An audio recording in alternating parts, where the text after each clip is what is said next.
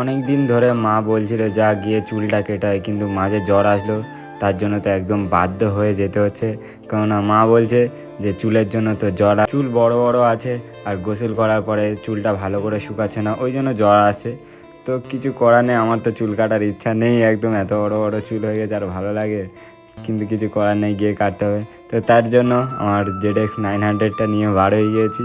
বা সাথে একটু তার আগের দিন বৃষ্টি হয়েছে, তোমরা জানো আশা করি সবাই। বৃষ্টির জন্য রাস্তায় প্রচুর জল ছিল, তো ওই জন্য সাইকেলটা আস্তে আস্তে চালিয়ে সেলুনে চলে এসেছি। সেলুনে এসে দেখি না খুব ভিড় নেই, তো আমি বসে পড়েছি। বসে পড়ার পরে দাদাও আমার চুলটা নিয়ে বসে বললো কেমন কাটবি, মানে যেরকম খুশি কাটো না, কিন্তু ছোটো কাটতে হবে মনমান।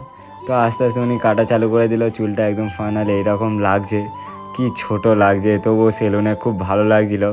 বাড়িতে এসে দেখি না কি বাজে লাগছে।